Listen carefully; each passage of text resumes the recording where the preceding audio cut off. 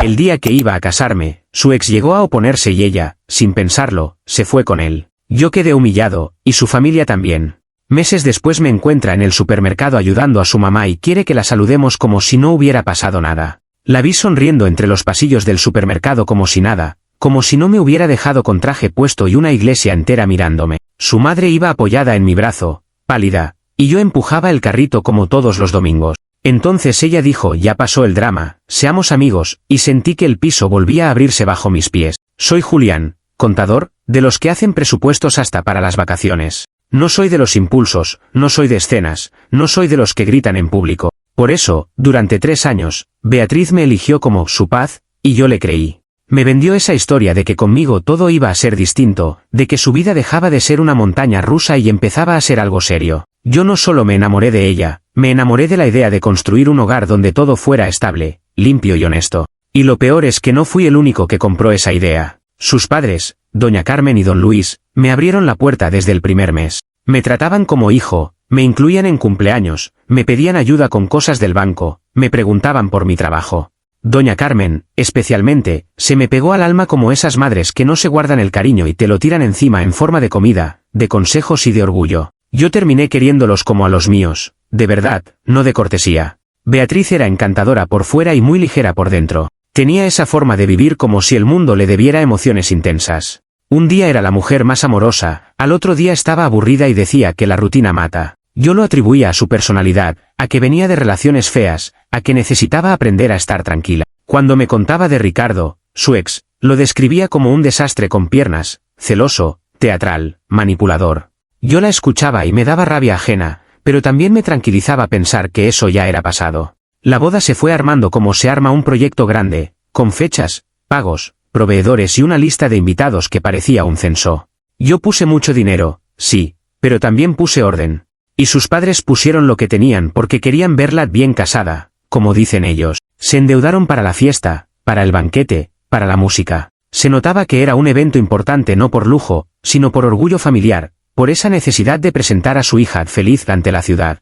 El día de la boda yo estaba nervioso, pero feliz. Tenía el traje perfecto, la corbata acomodada, el reloj en su sitio. Me repetía que todo iba a salir bien porque yo había contemplado los riesgos como se contemplan los riesgos en contabilidad, con previsión. La iglesia estaba llena, y había una energía rara que yo confundí con emoción. No era emoción, era expectativa, era la ciudad completa esperando ver un espectáculo, para bien o para mal. Cuando apareció Ricardo en la puerta, lo entendí tarde. Entró gritando su nombre como si fuera el dueño de un derecho. No fue un susurro discreto, fue un grito que rebotó en las paredes, que hizo que todos giraran la cabeza. Yo recuerdo el silencio inmediato, esa pausa enorme donde se escucha hasta respirar. Y también recuerdo la cara de Beatriz, no fue sorpresa, fue reconocimiento, como cuando ves a alguien que te desarma. Ella me miró una vez, solo una, y en vez de enfurecerse, en vez de pedir que lo sacaran, en vez de agarrarme la mano, susurró: lo siento. 2 palabras. Ni una explicación, ni un temblor, ni una duda. Y salió corriendo con el vestido blanco como si la boda fuera un ensayo y lo real estuviera afuera. La iglesia entera viendo cómo me dejaba plantado, y yo inmóvil, con una sonrisa congelada que no era de felicidad, era de incredulidad. Lo humillante no fue solo el abandono, fue la escena. Fue el murmullo de la gente, las miradas de pena, los celulares guardados con prisa como quien no quiere que lo acusen de grabar un accidente. Fue mi madre llorando sin sonido en la primera fila. Y fue doña Carmen aferrándose al banco como si le hubieran cortado las piernas, mientras don Luis se quedaba con la cara de alguien que acaba de perder su casa en una apuesta. Después de eso vino lo más feo, el vacío. Beatriz desapareció. No un día, no una semana, 3 meses completos sin una sola llamada. No solo conmigo, con nadie. Ni siquiera con su madre para preguntarle si estaba viva. Y eso, para mí, fue la puñalada real, porque una cosa es que te dejen, y otra es que te borren como si hubieras sido un trámite. Mientras tanto, yo me quedé recogiendo los pedazos, llamadas con proveedores, depósitos perdidos, deudas de sus padres y esa sensación de ser el protagonista de una vergüenza pública que no pedí. Y sin embargo, me quedé cerca de ellos. No por Beatriz, sino por ellos. Don Luis se me acercó un par de semanas después con la voz quebrada y me dijo que no sabía cómo iba a pagar todo. Doña Carmen estaba enferma del susto, del dolor, de la humillación. Yo los veía y pensaba que no podía dejarles el desastre encima como si fueran daños colaterales. A veces los acompañaba al banco, a veces les llevaba cosas, a veces simplemente iba a que no se sintieran solos. Por eso ayer, Cuando me encontré a Beatriz en el supermercado, yo estaba en mi papel de siempre, empujando el carrito de doña Carmen porque le tiemblan las manos y se cansa. Ella estaba escogiendo frutas como una persona normal, como si no hubiera pulverizado una vida delante de medio pueblo. Cuando nos vio, su cara se iluminó de una manera indecente, como si fuera una reunión feliz. Y se acercó con esa sonrisa de «aquí no pasó nada». Dijo «qué bueno verlos», y luego soltó esa frase que me dejó helado: «ya pasó el drama, seamos amigos». Esperaba un abrazo grupal, una foto emocional, un perdón automático. Doña Carmen casi se desmaya del disgusto, literal, se puso blanca y apretó mi brazo como quien busca sostenerse en algo estable. Yo sentí una furia muy fría, la clase de furia que no te hace gritar, te hace planear. Beatriz quería normalidad sin pagar el precio. Yo entendí que si le armaba un show ahí, ella se iba a hacer la víctima y yo iba a quedar como el resentido. Y también entendí algo peor. Ella venía a probar si todavía podía entrar por la puerta de su familia como si nada. Así que tomé aire, me forcé a sonreír como si fuera una cortesía, y le devolví el golpe con algo que sonó amable. Le dije, claro que sí, Beatriz, con una calma que me sorprendió a mí mismo. Y antes de que pudiera abrazar a su madre, añadí, ¿por qué no vienes a cenar a casa de tus padres este viernes para hablar de números? Vi cómo se le encendieron los ojos, como si le hubiera ofrecido la alfombra roja. Hablar de números fue la frase perfecta, sonaba madura, adulta, civilizada. Y a la vez, para mí, era un tablero. Porque yo ya no estaba en el supermercado, yo ya estaba moviendo la primera pieza. Al salir, doña Carmen me susurró que no quería verla.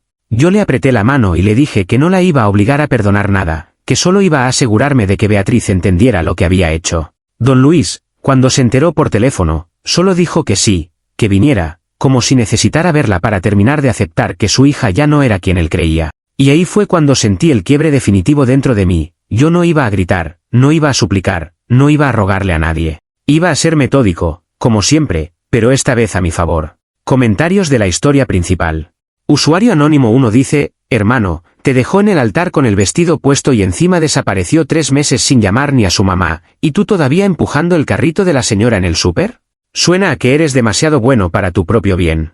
Respuesta de OP, ser bueno no es ser tonto. Doña Carmen y don Luis no me hicieron nada, ellos también quedaron endeudados y humillados frente a toda la ciudad. Yo no estaba cuidando a Beatriz, estaba cuidando a 2 personas mayores que se quedaron solos con el desastre. Y sí, la invité a cenar, pero no por nostalgia, sino porque en público ella quería convertirnos en figurantes de su comedia. Usuario Anónimo 2 dice, la peor parte es que ella llegó sonriendo y diciendo, ya pasó el drama, como si dejarte plantado fuera una travesura. Si tú le armas esa cena, por favor que no sea para darle cierre emocional, que sea para que se estrelle con la realidad. Respuesta de OP, no busco cierre emocional porque no hay nada que cerrar con alguien que te borra 3 meses. Lo que sí quiero es que entienda que las acciones tienen consecuencias y que sus padres no son una estación de servicio donde recarga amor y dinero cuando se queda sin gasolina. Si ella cree que puede entrar sonriendo, se equivocó de puerta. Actualización 1. Ha pasado una semana desde la última actualización. Desde el domingo del supermercado, doña Carmen casi no durmió, y no por miedo, sino por una mezcla de rabia y tristeza que se le instaló en el pecho. Don Luis estaba raro, silencioso, con esa cara de hombre que se siente culpable por algo que no controla. Yo no les vendí esperanza ni venganza, les vendí una idea simple, que la cena no era para perdonar, era para ver quién era su hija cuando ya no había aplausos alrededor. El viernes llegó y la casa olía a comida de doña Carmen, porque aunque estaba dolida, su instinto de madre seguía funcionando. Eso fue lo primero que me confirmó que la estrategia era necesaria, ella podía estar a punto de romperse y aún así quería poner la mesa bonita. Yo me ofrecí a hacer lo más práctico, como siempre, y en el fondo lo hice para ocupar mis manos y no pensar en la escena de la iglesia. Don Luis me miraba como si yo fuera la prueba viviente de lo que su hija tiró a la basura. Beatriz llegó arreglada, demasiado arreglada para una cena familiar. Traía esa sonrisa de persona que viene a recuperar su lugar, como si el tiempo le hubiera dado razón por simple paso de calendario. Saludó con un entusiasmo ofensivo, intentando abrazar a su madre primero, como si el afecto fuera automático. Doña Carmen se quedó rígida, y el abrazo no se concretó. Eso bastó para que Beatriz hiciera una micro mueca que se le borró rápido, como una actriz profesional. Ella empezó a hablar como si estuviera contando una aventura. Dijo que se había ido porque el corazón no se manda, que con Ricardo era pasión, que estaban viviendo cosas intensas. Yo la miraba y me parecía escuchar a alguien justificando una estafa con poesía. Don Luis no le seguía el juego, pero tampoco sabía cortar la conversación. Doña Carmen, en cambio, tenía los ojos húmedos y yo vi el peligro, ese instinto maternal que empuja a perdonar antes de tiempo. Entonces Beatriz hizo lo que yo esperaba que hiciera. No llegó a pedir disculpas, llegó a pedir algo. Empezó a hablar de cómo estaban rearmando su vida y mencionó un departamento como si fuera una necesidad básica. Luego dijo, casi con naturalidad, que necesitaban un empujoncito para la fianza, que era solo un préstamo y que cuando se estabilicen lo devolvían. El descaro fue tan limpio que por un segundo me dieron ganas de reír. Doña Carmen se llevó la mano al pecho, porque su cuerpo reaccionó antes que su mente. Dijo algo como que había que ver, que era su hija, que no podía verla en la calle. Don Luis se tensó, y yo vi esa pelea interna de padre, la decepción contra el amor. Beatriz lo notó y cambió el tono, se le humedecieron los ojos de una forma calculada, como si tuviera un interruptor para activar lástima. Habló de empezar de cero y de errores del pasado, como si el pasado no hubiera sido literalmente una iglesia llena. Yo dejé que se estirara ese momento, porque necesitaba que ella se expusiera sola. No interrumpí, no la acusé, no le recordé el vestido. Solo esperé a que su pedido quedara claro y su narrativa quedara puesta, ella como protagonista romántica incomprendida y sus padres como salvavidas. Cuando terminó, el silencio fue incómodo y Beatriz sonrió, segura de que el instinto familiar iba a ganar. Y ahí moví mi pieza. Fui a mi auto y entré con una carpeta, sin dramatismo. La puse en la mesa como si fueran documentos normales. Beatriz frunció el ceño porque no le gustan los números, le gusta la emoción, pero sabía que yo hablaba ese idioma. Le dije a don Luis, suave, casi respetuoso, que yo había revisado las cuentas de la boda cancelada, que todavía había facturas pendientes, que la deuda no era un concepto abstracto sino cifras con fechas. Abrí la carpeta y mostré lo que ya ellos habían visto antes, pero nunca de frente con Beatriz presente, catering, flores, salón, anticipo de música, cosas que se perdieron por cancelación tardía. Beatriz intentó hacer un chiste, algo como ya, no empieces con tus hojas, y eso fue perfecto porque la dejó como una niña caprichosa frente a dos adultos asfixiados por pagos. Don Luis no dijo nada, pero su cara se puso roja, de vergüenza y de rabia contenida. Entonces dije la frase que lo cambió todo. Le dije a don Luis, mirando también a doña Carmen, que no se preocuparan por esas facturas, que yo podía cubrir la parte que les quedaba, aunque me tocara vender mi auto. Lo dije como si fuera un sacrificio noble y simple, como si yo estuviera cerrando un ciclo con dignidad. En realidad, era un espejo, estaba poniendo mi sacrificio al lado del descaro de Beatriz pidiendo dinero para un departamento con Ricardo. La reacción fue inmediata y brutal, aunque nadie gritó. Don Luis se quedó helado, porque un hombre ajeno a su sangre estaba dispuesto a vender su auto para limpiar la vergüenza de su casa, mientras su hija pedía plata para seguir jugando a la aventura. Doña Carmen empezó a llorar en silencio, y esta vez no era por extrañar a Beatriz, era por la humillación de reconocer que su hija no tenía pudor. Beatriz, en cambio, se indignó, su primer instinto no fue culpa, fue molestia. Dijo que yo estaba exagerando, que ya pasó, que eso fue hace meses, que porque seguía con el drama. Intentó acusarme de manipularlos con números, como si las deudas fueran una opinión. Yo solo le pregunté, sin levantar la voz, si ella sabía cuánto debían sus padres todavía por su escena en la iglesia. No supo responder. Y cuando no supo, cambió el tema hacia mi intención, hacia mi carácter, hacia mi necesidad de quedar bien. Ahí don Luis hizo algo que yo nunca lo había visto hacer. Le dijo que se callara.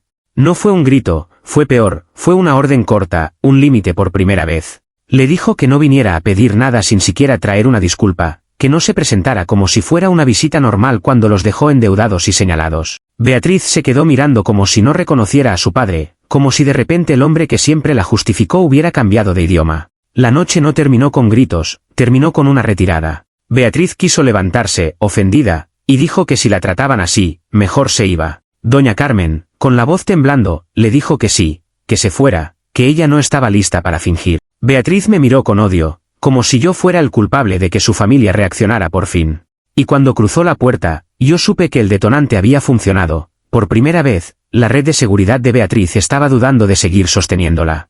Después de que se fue, don Luis se quedó mirando la mesa como si hubiera una bomba sin explotar.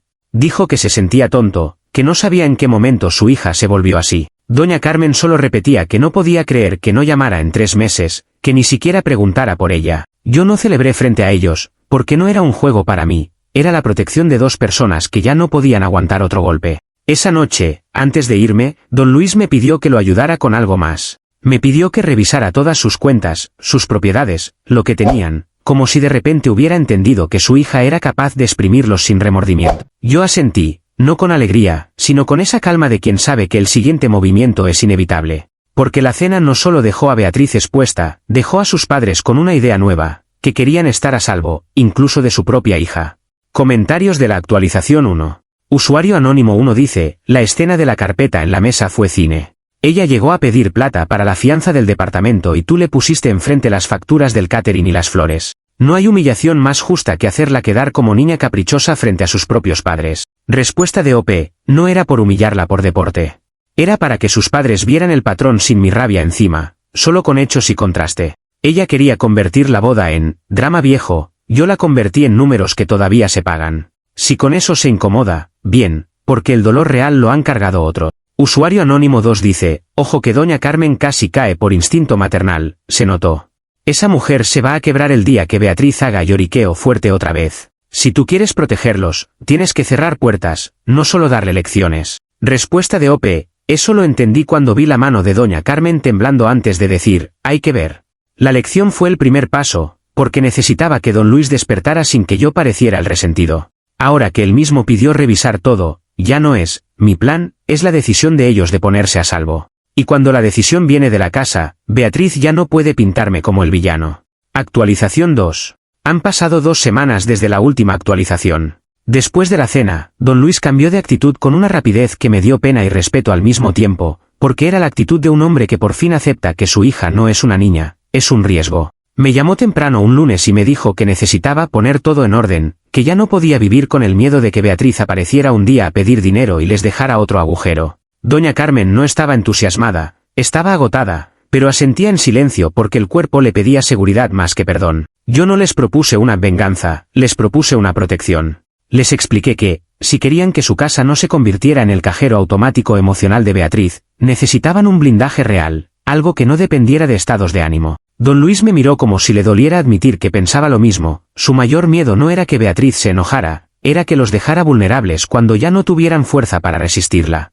Y ahí, sin dramatismo, puse sobre la mesa la idea de una compraventa con usufructo vitalicio. La propuesta era limpia, yo compraba la casa a un precio justo pero bajo, lo suficiente para que ellos pagaran deudas y respiraran sin ahogarse, y a cambio ellos mantenían el derecho de vivir ahí gratis hasta el final de sus vidas. Nadie los echaba, nadie les quitaba su vida cotidiana, la única diferencia era jurídica, pero esa diferencia era un muro. La casa dejaba de ser el premio que Beatriz podía reclamar en su cabeza como mi herencia, y se convertía en un lugar con reglas claras y dueño definido. Doña Carmen frunció el ceño, porque para una madre suena brutal ponerle candado a una hija, pero luego se le humedecieron los ojos cuando don Luis dijo, casi susurrando, que ya no confiaba en ella. No lo hicimos a escondidas con mala intención, lo hicimos con vergüenza y necesidad.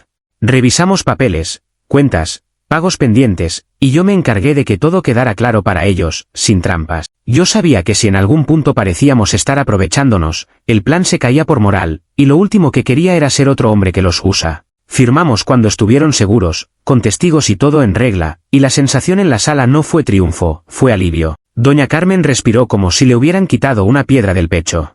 El problema es que la vida siempre pone a prueba los acuerdos justo cuando crees que ya estás a salvo. Una semana después de firmar, me llamó doña Carmen con la voz acelerada, no de emoción, de pánico. Me dijo que Beatriz estaba afuera, con maletas. No venía a pedir permiso, venía a ocupar espacio, como si la casa todavía le perteneciera por memoria. Y lo más predecible del mundo era la razón, Ricardo la había echado. La historia llegó por pedazos, como llegan las tragedias ajenas. Al parecer, amor y aventuras duró lo que dura la paciencia de un hombre tóxico cuando se acaba el dinero. Beatriz había vivido 2 semanas de promesas y luego vino el golpe, una pelea, un empujón emocional, un lárgate, y ella cargando bolsas como si la casa de sus padres fuera un hotel al que se vuelve después del desastre. Y ahí estaba, tocando la puerta con la seguridad de quien cree que la familia es un derecho sin condiciones. Yo llegué a la casa cuando ya había ruido. Beatriz estaba golpeando el portón y gritando el nombre de su madre, como si fuera una escena legítima de reconciliación. Doña Carmen estaba detrás de la puerta, temblando, repitiendo que no quería abrir.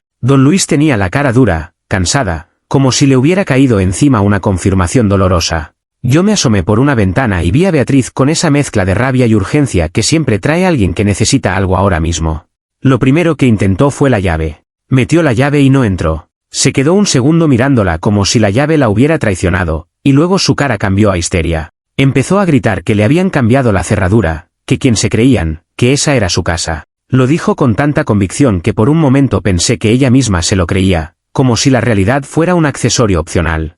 Y ahí fue cuando me dije que la fase 2 no iba a ser elegante, iba a ser fea. Salí yo, no doña Carmen, porque no iba a exponerla a otro golpe. Abrí el portón apenas lo suficiente para que me viera y se le encendieron los ojos como si hubiera encontrado al enemigo perfecto. Me dijo que yo era un parásito, que yo estaba aprovechándome de sus padres, que yo era el tipo patético que se quedó rondando porque no superaba la boda. Yo la dejé hablar, porque cada insulto frente a don Luis era un clavo más en el ataúd de la imagen que él tenía de su hija.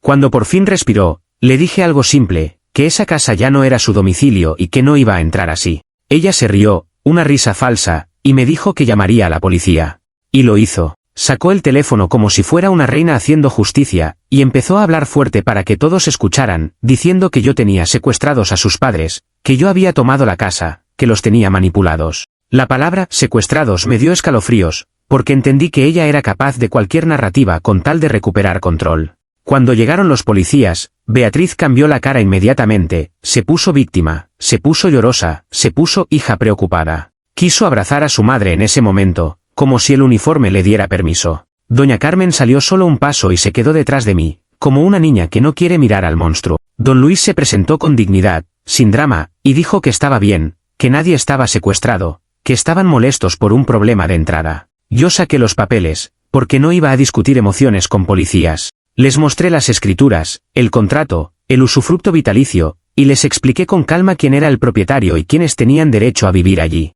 Beatriz se puso roja, empezó a hablar encima, diciendo que eso era fraude, que yo los obligué, que yo los engañé. Los policías, por primera vez, no le dieron el papel principal que ella esperaba. Le explicaron, con esa paciencia fría, que ella no tenía derecho a entrar si no era invitada por los residentes o el dueño, y que si insistía, el problema se convertía en otra cosa. La cara de Beatriz cuando escuchó "usted no tiene domicilio aquí" fue algo que no se me va a olvidar.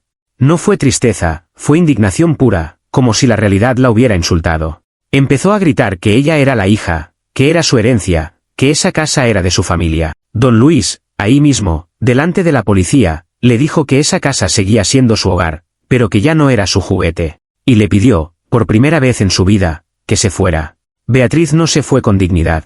Se fue prometiendo que nos arrepentiríamos, que nos iba a destruir, que yo era un manipulador. Los policías se quedaron mirando un segundo con esa expresión de otra familia rota más y se fueron. Cuando el portón se cerró, doña Carmen se derrumbó en una silla, no llorando como novela, llorando como una mujer a la que se le murió algo adentro. Yo no sentí triunfo, sentí una calma oscura, la puerta acababa de cerrarse de verdad, y esa era la única forma de que sus padres no vivieran aterrorizados por la próxima visita. Esa noche, don Luis me llamó a la cocina y me dijo algo que me dejó helado. Me dijo que Beatriz, antes, jamás se habría atrevido a usar la palabra secuestrados con tal de ganar.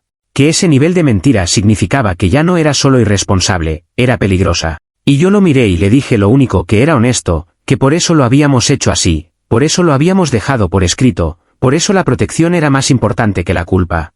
Comentarios de la actualización 2. Usuario anónimo 1 dice, ella se largó con el ex y volvió con maletas cuando la botaron, como si la casa fuera su base militar. Y encima llamó a la policía diciendo que tenías secuestrados a los papás. Eso ya no es drama, eso es una persona peligrosa. Respuesta de OP, exacto. Lo de la boda fue humillante, lo de desaparecer 3 meses fue cruel, pero lo de inventar un secuestro fue otra liga. Ahí dejé de verla como alguien inmadura y empecé a verla como alguien capaz de destruir reputaciones para no perder comodidad. Por eso yo no discutí con ella, discutí con documentos. Usuario anónimo 2 dice, ojo que el contrato de la casa es jaque, sí, pero ella ahora va a querer venganza. Te gritó que te iba a destruir, y gente así no se queda tranquila. ¿Qué vas a hacer cuando empiece a hablar en el barrio o a inventar historias? Respuesta de OP, no puedo controlar su boca, pero sí puedo controlar mi entorno. Sus padres ya vieron de que es capaz delante de testigos, y la policía ya la vio perder el control cuando le dijeron que no tenía derecho. Si ella se pone a inventar, se va a chocar con la misma pared, hechos, papeles y gente que ya no le cree. Y yo no pienso volver a exponer a doña Carmen a otra escena por culpa de su orgullo. Actualización 3. Ha pasado un mes desde la última actualización. Después del episodio de la policía, la casa se volvió extrañamente tranquila, como si hubiera pasado una tormenta y quedara ese silencio pesado que no se celebra. Doña Carmen seguía mirando hacia el portón cada vez que sonaba un carro, como si esperara el siguiente ataque. Don Luis empezó a caminar por la casa con más calma, pero con una tristeza nueva, la de aceptar que su hija ya no era refugio, era amenaza. Yo seguí yendo porque esa familia, por raro que suene, era lo único que quedaba en pie de lo que una vez fue mi futuro. Beatriz desapareció unas semanas, pero no por madurez, por estrategia. Se fue a donde podía, un cuarto alquilado, una amiga lejana, cualquier sitio donde pudiera contar su versión sin que nadie la interrumpiera con hecho. A mí me llegaban rumores sueltos por conocidos, por el mercado, por el barrio, pero yo no mordí el anzuelo. El punto no era ganarle en chisme, era sostener el límite hasta que el límite se volviera normal. Y con el tiempo, el límite empezó a sentirse como una ley natural. Un sábado en la tarde, doña Carmen me pidió que la acompañara a ordenar unas cosas del cuarto de Beatriz. Me dijo que no podía seguir con ese closet lleno como si la hija fuera a volver mañana. No lo dijo con odio, lo dijo con una paz triste, como quien se rinde. Empezamos a sacar cajas, ropa, cuadernos viejos, fotos de infancia, cosas que antes se guardan por nostalgia y ahora se sienten como peso. Don Luis estaba serio, pero participaba, porque también necesitaba cerrar algo. Mientras ordenábamos, doña Carmen encontró un álbum y se quedó viéndolo con ojos mojados. Dijo que le dolía que Beatriz hubiera preferido la pasión barata a la gente que la sostuvo toda la vida. Don Luis dijo algo que me sorprendió, que el problema no era Ricardo, que el problema era que Beatriz siempre buscaba aplauso, no responsabilidad. Ese comentario, dicho por su padre, fue la confirmación de que ya no había vuelta atrás. Yo no necesitaba convencerlos de nada, ellos ya habían hecho el duelo. Esa misma noche, como si el universo quisiera poner punto final con teatralidad, Beatriz apareció otra vez. No golpeó como la vez anterior, llegó más quieta, con un tono que intentaba ser humilde. Tocó el timbre y se quedó esperando, como si hubiera ensayado una escena de arrepentimiento. Doña Carmen me miró y yo asentí, no para abrirle con amor, sino para enfrentarla sin miedo. Don Luis dijo que esta vez no quería policía, quería claridad. Abrimos el portón apenas. Beatriz tenía los ojos hinchados, pero no supe si era tristeza o cansancio. Empezó diciendo que la vida la había golpeado, que Ricardo la había dejado con deudas, que ella estaba aprendiendo. Dijo que necesitaba volver un tiempo a casa porque estaba trabajando doble turno y no le alcanzaba para el alquiler. No pidió perdón primero, pidió techo primero, como siempre. Y ahí supe que su esencia no había cambiado, solo su maquillaje. Doña Carmen salió al porche con una caja en las manos. Era una caja mediana, llena de cosas de infancia, peluches viejos, fotos, cuadernos, ese tipo de objetos que una madre guarda como un altar. Beatriz sonrió, creyendo que era un gesto de reconciliación, y estiró las manos como niña que recupera su lugar.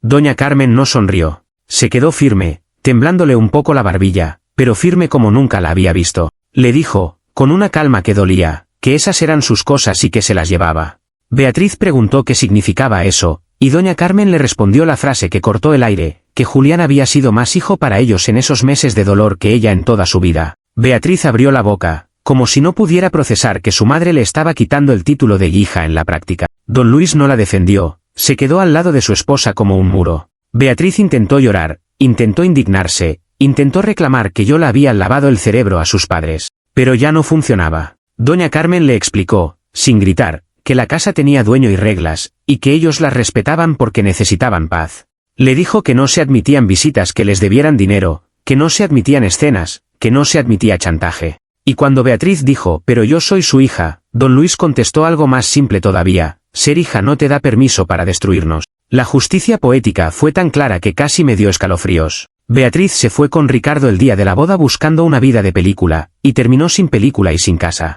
Perdió al hombre estable, perdió al amante que la votó, y perdió el acceso a la seguridad familiar que siempre dio por sentada. Se quedó en el porche, con una caja de infancia en brazos, como si le hubieran devuelto su vida reducida a objetos, sin techo, sin aplausos, sin escenario. Y por primera vez, no tuvo a quien culpar sin que sonara ridículo. No se fue gritando esta vez. Se fue tragándose la rabia porque ya no tenía poder. Caminó hacia la calle con la caja apretada y la mirada clavada en el piso, como alguien que entiende tarde que quemó el puente y ahora no hay río que cruzar. Doña Carmen cerró el portón con llave y se apoyó en él como si le hubiera costado años hacerlo. Don Luis la abrazó, y yo me quedé en silencio porque entendí que ese abrazo era el verdadero cierre, no el mío, el de ellos. Hoy, un mes después, la rutina de los domingos volvió, pero distinta. Cenamos los tres en esa casa donde ellos siguen viviendo en paz, y yo no me siento dueño por ego, me siento guardián de un límite que les devolvió el sueño. Beatriz, por lo que supe, vive en una habitación alquilada en las afueras, trabaja doble turno para tapar las deudas que Ricardo le dejó antes de huir, y su familia la mantiene a distancia. No porque la odien, sino porque ya aprendieron que amarla sin límites los destruía. Y si me preguntas a mí, ese es el jaque mate, no perderla, sino perder el derecho automático a seguir lastimando. Comentarios de la actualización 3. Usuario anónimo 1 dice, la caja con sus cosas de infancia fue la estocada final. Que su propia mamá le diga que fuiste más hijo tú después de que ella los dejó endeudados y luego llamó a la policía, eso no se arregla con lágrima. Respuesta de OP, doña Carmen no lo dijo para herirla, lo dijo porque era verdad y porque ya estaba cansada de fingir. Beatriz quería techo antes que perdón, siempre fue así. La caja fue el mensaje más claro, ya no eres el centro de esta casa, ya no puedes entrar a incendiarla y salir intacta. Y aunque suene duro, a ellos les devolvió la paz. Usuario Anónimo 2 dice, lo más fuerte es que ella no perdió solo a ti, perdió a su familia por completo por su propio descaro. Se fue con el ex el día de la boda y terminó en un cuarto alquilado trabajando doble turno. Karma perfecto, pero espero que tú tampoco te quedes pegado a esa familia como si fuera tu castigo. Respuesta de OP, yo no me quedé por castigo ni por nostalgia de Beatriz. Me quedé porque en medio de todo, ellos también fueron mi familia y yo elegí no convertirme en otra persona que los abandona cuando están rotos. Pero no soy mártir, ahora hay reglas, hay límites y hay calma. Si algún día ellos están bien y ya no me necesitan, también sabré irme, porque mi vida no se va a quedar atada a la ruina de alguien que eligió quemarlo todo.